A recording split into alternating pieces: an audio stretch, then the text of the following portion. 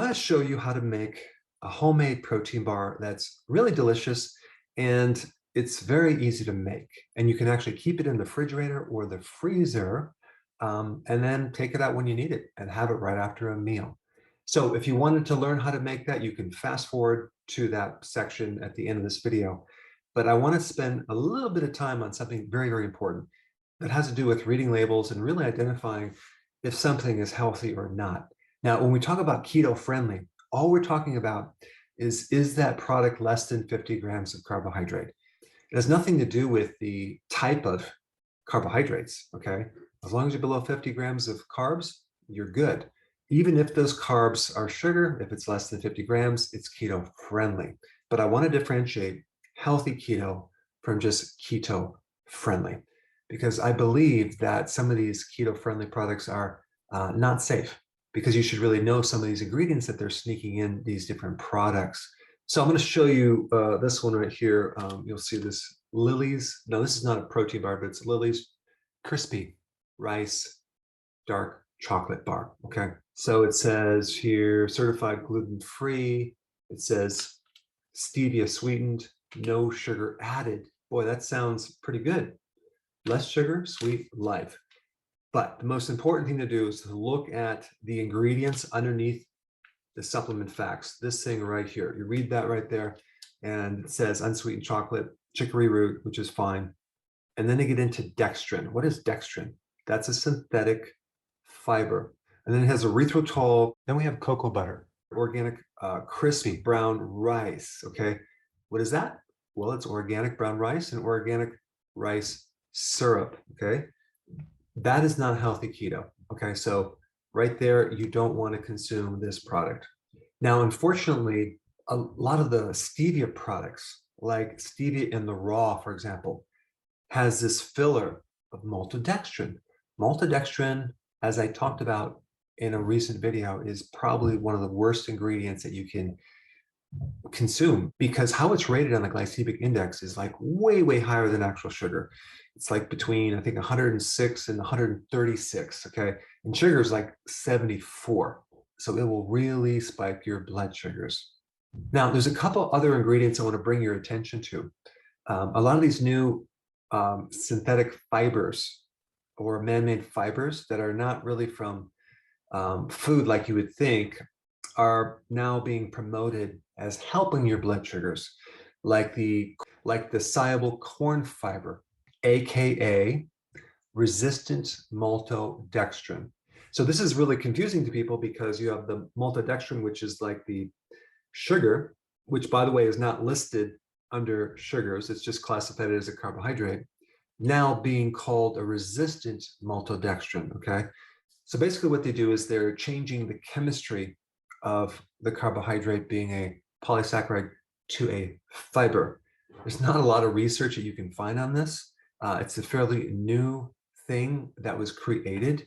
And so I don't know about you, but I don't like to jump into this new ingredient that's synthetic and that's highly processed with certain chemicals and solvents and high heats, and then think it's really, really safe until all the safety studies have been done, and maybe a long-term study to really see, is it really safe? I mean, we already know the regular maltodextrin is really bad. This new resistant maltodextrin, the jury's not out yet, because it's a very new product. But the problem is, if you label it as the soluble corn fiber, you don't even know it's resistant maltodextrin. And they also have another one that's called tapioca starch or cornstarch. Well, that's also resistant maltodextrin.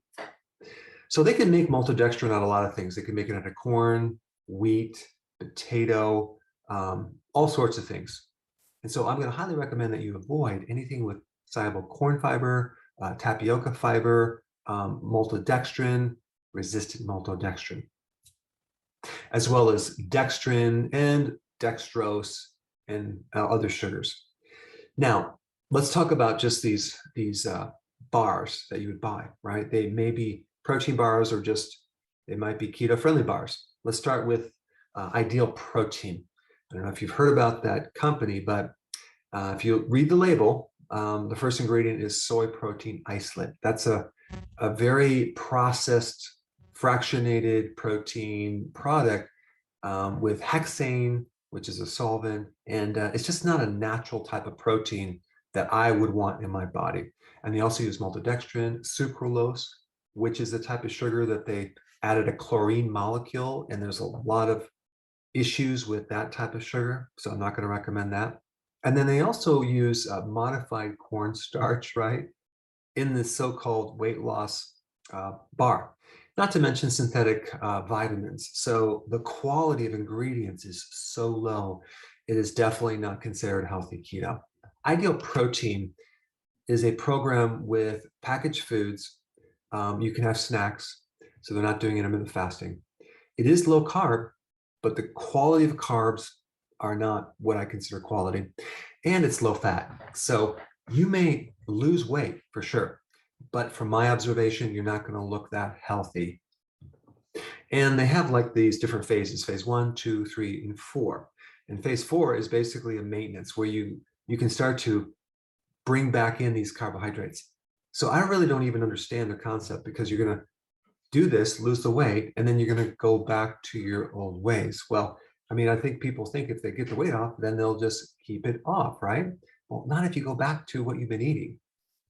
So if you haven't heard this philosophy yet, I'll say it again. It's not lose weight to get healthy. It's get healthy to lose weight. And the way you get healthy is you consume healthy ingredients. All right, now let's talk about SlimFast. Now there's two different types of products that SlimFast is putting out there right now. There are regular weight loss products, and then they have the keto products, okay?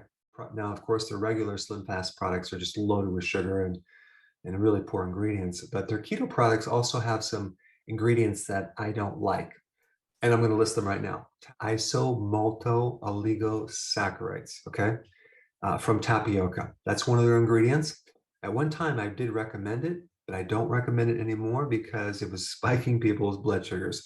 And of course, they also use the soluble corn fiber. And just so you know, the reason why they use it is because it really helps the texture of that product. And then they add some tapioca starch or cornstarch. And then we have the Quest bars, okay? Now, in the Quest bars, they have the soluble corn fiber again, right, which is resistant maltodextrin. And they also use a sweetener called sucralose, which is a sugar that has an extra chlorine molecule, which creates a lot of other issues, which I will have to do a video on that topic at some point. And then lastly, okay, the Atkins bars, okay, the Atkins bars, wow, if you take a look at those ingredients, you have polydextrose, okay, which is a sugar that's very high in the glycemic index. They put in maltitol as a sweetener. It's the worst sugar alcohol that you can use. It's definitely going to spike your blood sugar. So the next time you buy a keto-friendly bar, read the ingredients, okay, before you buy it. Now, this next part is very, very important, especially if you haven't seen my last video on maltodextrin. But the way maltodextrin is classified is not as a sugar. It's classified as a total carbohydrate. So this is a little loophole that certain companies use when they say that less than 1 gram of sugar, because the maltodextrin is not classified as sugar. It's a carbohydrate. So you're not going to find it in the sugar amounts. So that also goes with corn syrup, okay? So you can have corn syrup and lots of maltodextrin and be less than 1 gram of sugar, regardless of how much of that is in the product. It'll be under the carbohydrates, but not the sugar. That is why reading this label, especially the sugars right here, it's not as important as reading the type of carbohydrate or sugar, which is down here in the ingredients. All right, let's now dive into how to make your own protein bars, okay? So this is the ingredients, okay? You're gonna be getting a bowl and you're gonna mix these ingredients together, and then you're gonna form these little bars, and then you're gonna put them in the freezer, okay? In the freezer. Now you could also put them in the refrigerator if the freezer is too solid. I like to keep them in the freezer. And I don't consume these as a snack. I consume them as a dessert after a meal.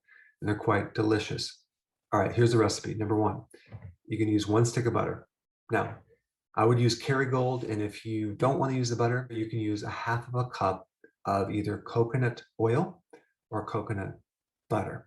Number 2, you're going to use 2 tablespoons of a really good sweetener, like xylitol or erythritol. I want to bring up your awareness on this one point.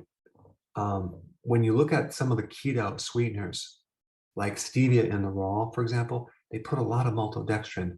So because certain sweeteners like monk fruit and stevia are super concentrated, super sweet, way more than sugar, a lot of times they'll add a filler to it.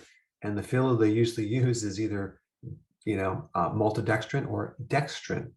So again, start reading the labels to make sure that you get the version that doesn't have these added things in it. All right, now you're going to add some protein. You're going to add 1 cup of either coconut flour, okay, or whole egg protein powder. Okay, you can get that online. That would be my best option.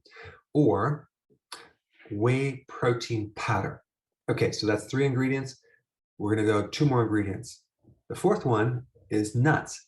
I like to use crushed pecans, but you can use crushed walnuts, peanuts, almonds, whatever nut you want to use. I usually put a cup in a baggie and I'll take like a rolling pin and I'll just kind of crush the nuts, or I'll take a little hammer and pound them so that it crushes the nuts. And then I'll take that and put it in the bowl. All right, last ingredient would be 1 cup of chocolate chips. Now, again, you're going to have to read the ingredients of the chocolate chips. There's a couple of really good brands that I would recommend. The Keto Factory brand chocolate chips are good because they don't have any hidden maltodextrin. You have People's Keto Company brand. You have Lily's brand chocolate chips. Those are the semi-sweet baking chips. And then you have Nativo, which I really like their chips because it's just unsweetened chocolate with allulose, okay, which is not a sugar alcohol, but it's a type of sugar that is very low on the glycemic index. Okay, so those are the 5 main ingredients, but we're going to also add some minor ingredients. I'm not going to count those as major ingredients.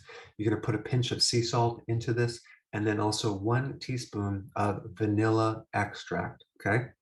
You're going to mix this really well, okay? And then you're going to get a cookie sheet with some wax paper and then start forming these little bars.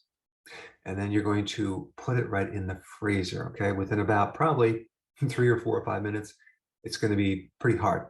And then you can actually take it out. If you don't put it in the freezer or the refrigerator, it's going to melt on you because of the butter or the coconut oil. I've learned from my own mistakes.